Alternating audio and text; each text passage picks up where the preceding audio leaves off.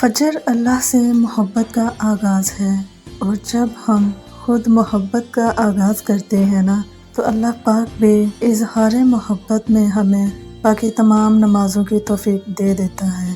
جن کو چاہت ہوتی ہے وہ انہی کو اپنی طرف بلاتا ہے، اور پھر یوں رفتہ رفتہ محبت کا یہ سلسلہ تہجد تک پہنچ جاتا ہے۔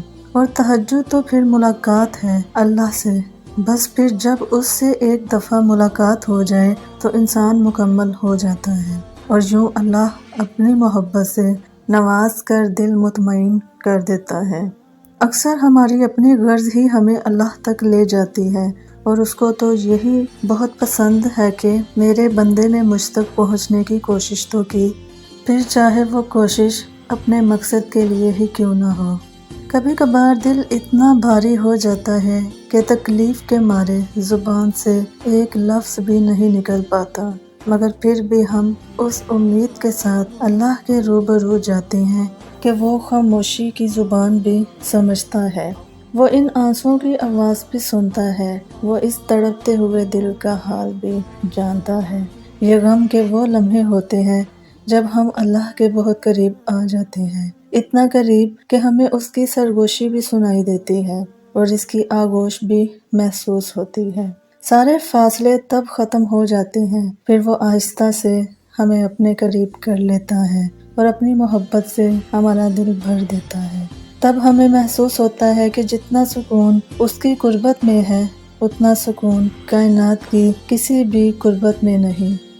فرض نماز ادا کرنے کا خوف نہیں، بلکہ عشق کے قضا ہو جانے کی فکر اب وقت تہجد سونے نہیں دیتی۔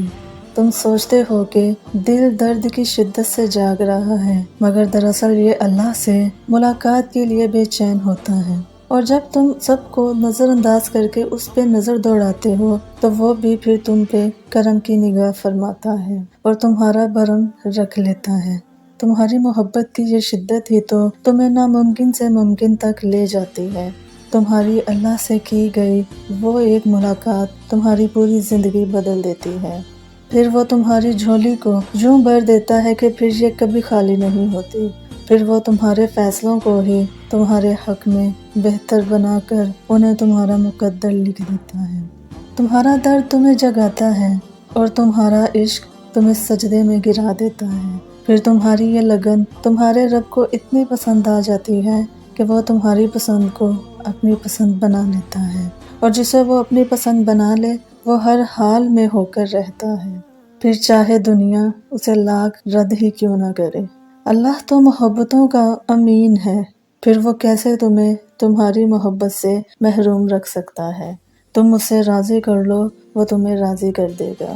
تڑپ جب دل میں اترتی ہے تو دل رات کے آخری پہر میں اللہ کو ڈھونڈنے لگتا ہے، اور جانتے ہو وہ اپنی تلاش کی طلب لگاتا ہی تب ہے جب وہ چاہتا ہے کہ میرا بندہ مجھ تک پہنچ جائے۔ بس پھر ملاقات کا لمبا سلسلہ چلتا ہے، ہر موضوع پہ گفتگو کی جاتی ہے، کبھی آنسو بہائے جاتے ہیں تو کبھی بے بسی اس کے سامنے رکھ دی جاتی ہے، بڑے لاڈ سے اور ناز سے اسے منایا جاتا ہے، پھر تکلیف سے کانپتا ہوا انسان سجدے میں گرتا ہے، تب عشق کی ساری حدیں ٹوٹ جاتی ہیں، نہ فاصلوں کی ہوش رہتی ہے نہ اپنی، بس پھر روح میں اللہ سما جاتا ہے اور ساری پیاس ختم ہو جاتی ہے۔ معاملات خدا کے سپرد کر دینے والوں کو پھر اپنے فیصلوں پہ کبھی افسوس نہیں ہوتا۔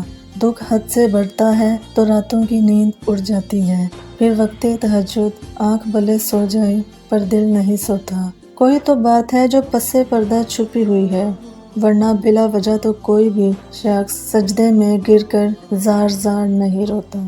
نصیب کے بچھڑے اکثر مل جاتے ہیں، مگر جو اپنی مرضی سے رخصت ہو جائے وہ پھر واپس کبھی نہیں لوٹتا۔ انسان کے دل سے شروع ہوتا ہے بندگی کا ہر راستہ، دل دکھانے والوں پر وہ اپنی محبت کا دروازہ نہیں کھولتا۔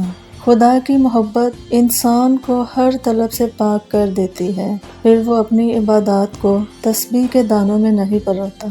اس کی رضامندی کے سامنے نصیب بے بس ہو جاتا ہے، وہ تو بس کن کہتا ہے، وہ ہونے یا نہ ہونے کا نہیں سوچتا۔ تمہاری خدا سے یہ دوری ہی تمہیں بے سکون رکھتی ہے، تم بھول جاتے ہو اسے پر وہ تمہیں کبھی نہیں بھولتا۔ قبولیت کا انداز مختلف ہے، بس اس کا، وہ یا تو دل بدل دیتا ہے یا من پسند راہ کھول دیتا ہے۔ وہ معاف کر دیتا ہے، وہ تھام لیتا ہے، وہ عرش تک پہنچ جانے والی دعائیں واپس نہیں موڑتا۔